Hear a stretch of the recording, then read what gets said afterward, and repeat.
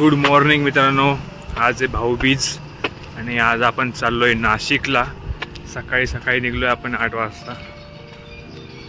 Plan वगैरे असं काय आहे नाही, कॉल केलाय मित्रांनी तर निघलोय। बघू बाकी पुढच्या गोष्टी पुढे। तर सध्या आपण संभाजीनगरहून जाणार आहे, बाय बस आपण आज ट्रॅव्हल करणार आहे, नो बाईक नो कार। आपण फुल सीझन मध्ये चाललेलो सुट्ट्याच्या, नेमका आपल्याला फुल गर्दी नक्कीच भेटणार आहे।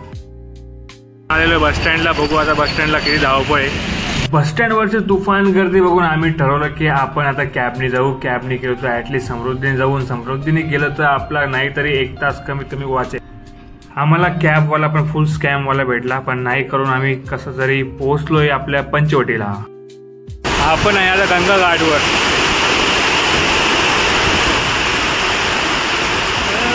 गंगा घाट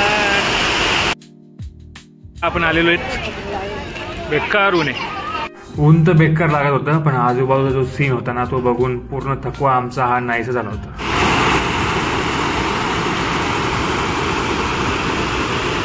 आता आहे आपण गंगा घाटवर।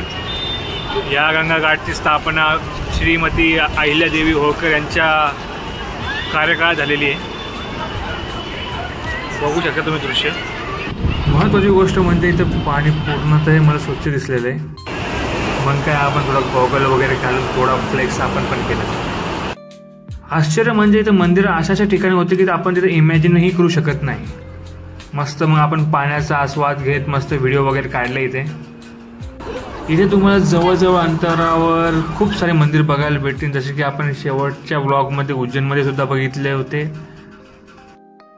असंख्य लोक थंड पाण्यामध्ये डुबकी तर मारत होते, काही जण आपले श्राद्ध वगैरे अस्थि विसर्जनही ते करत होते।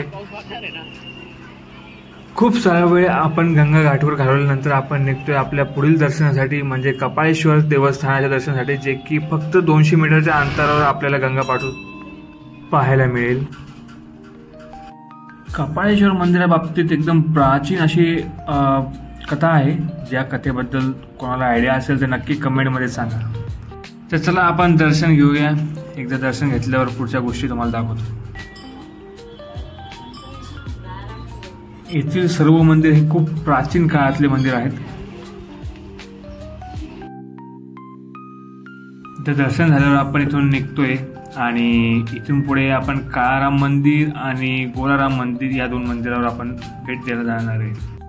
ही आहे गोराराम मंदिराची वास्तू, जी की अतिशय सुंदर आणि अतिशय प्राचीन आहे।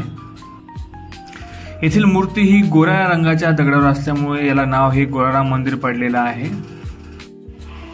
जिथे आपले आजकालचे बांधकाम 10-20 वर्ष टिकत नाही, तिथे हे मंदिर प्राचीन काळातलं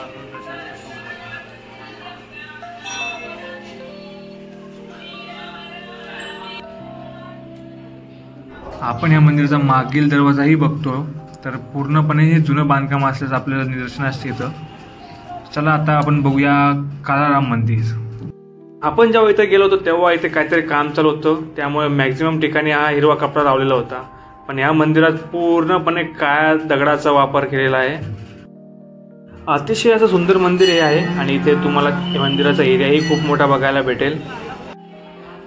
आणि जर तुम्ही विचार करत असाल बजेटचा, तर नाशिकचा ट्रिप हा तुमचा पूर्णपणे 2 ते 3 दिवसाचा ट्रिप पूर्णपणे बजेटमध्येच होणार आहे।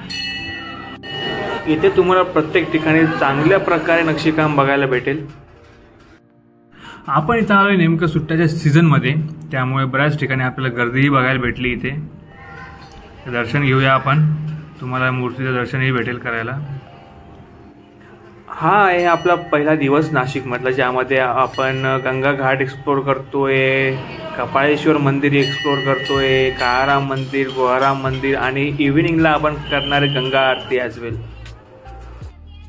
इथे एक जवळपास सीताची गुफा पण आहे, पण ती सध्या बंद असल्यामुळे तिथे वडाची झाडं आपण बघू शकतो फक्त। तर हे आहे सुंदर मंदिर असं। तर आपण आता मंदिराचे दर्शन घेऊन निघतोय इथून आणि पोहोचतोय सीताची गुफाजवळ, जिथं की तुम्हाला 5 वडाची झाडं दिसतील। सध्या गुफेमध्ये काहीतरी काम चालू असल्यामुळे गुफा त्यांनी सध्या बंद ठेवलेली आहे।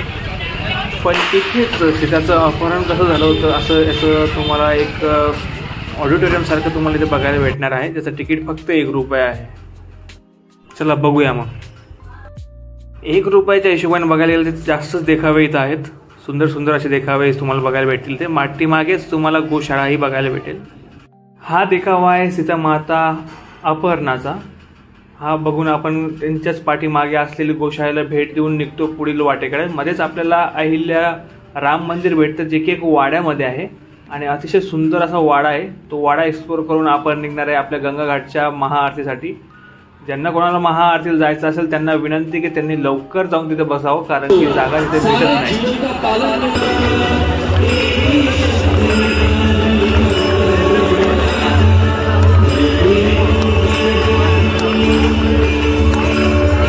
पावणे 8 पर्यंत चाललेल्या आरतीनंतर आपण गंगेत एक म्हणजे गोदावरीत एक दिवा सोडून आपण निघतो त्र्यंबकेश्वरसाठी, कारण की आपण स्टे करणार आहे त्र्यंबकेश्वरला आणि मॉर्निंगला दर्शन घेणार आहे त्र्यंबकेश्वरचं। तर आपण स्टे करून सकाळी मस्त फ्रेश होऊन निघतोय आता दर्शनासाठी। स्टे करण्यासाठी आम्हाला पर रूम प्राईस आली 1500 रुपये, जे की आम्ही सीझनमध्ये गेलो होतो। अदर सीझनमध्ये तुम्हाला थोडंफार कमी होऊ शकतं। रूमच्या बाहेर निघाल्यानंतर मंदिराकडे जात असताना आम्हाला सुंदर सुंदर असे व्ह्यू बघायला भेटत होते। पाठीमागे पूर्णपणे हा ब्रह्मगिरी पर्वत आहे, जो की तुम्ही बघू शकता, अतिशय सुंदर असा आहे। आणि जर तुम्ही विचार करत असाल की रिलेटेड टू ट्रान्सपोर्ट, तर कंटिन्यू या इथे बसेस चालू असतात, कंटिन्यू तुम्ही बसमधून ट्रॅव्हल करू शकता। आणि आम्ही आलो होतो सीझनमध्ये, तर आम्ही घेणार होतो VIP पास दर्शनासाठी। तर VIP पासच्या दर्शनासाठी ही खूप मोठी लाईन होती। VIP पास घेऊन आम्ही निघालो मंदिराकडे। मंदिराकडे जाताना आम्हाला रस्त्याने असा छान असा डोंगर दिसतो बघा। आता पोहोचलोय आपण त्र्यंबकेश्वरच्या ज्योतिर्लिंग मंदिराजवळ। जवळजवळ 11:30 पावणे 12 वाजता आम्ही लाईनमध्ये लागतोय दर्शनासाठी। मी तुम्हाला सजेस्ट करेल की तुम्ही जितकं लवकर दर्शनासाठी जाल तितकं लवकर तुमचं दर्शन होईल, कारण की दुपारी हा 1 तास जो आहे तो अभिषेक असतो, 1 ते 1.5 तास। तर तो अभिषेकमुळे दर्शन हे बंद असतात, तर त्या टाईममुळे तुमचा खूप मोठा टाईमपास होऊ शकतो, वेळ तुमचा जाऊ शकतो। तो वेळ जाऊ नये म्हणून तुम्ही सकाळी थोडं जर लवकर गेलात तर तुमचं छान प्रकारे दर्शन होईल। दर्शनाच्याच लाईनमध्ये तुम्हाला छान प्रकारे असा रथ बघायला भेटतो आणि आम्ही पोहोचतोय दर्शनाच्या लाईनमधून मंदिराजवळ। तुम्ही बघू शकता अतिशय असं सुंदर मंदिर आहे, जे की चारी साईडने डोंगराने वेढलेलं आहे।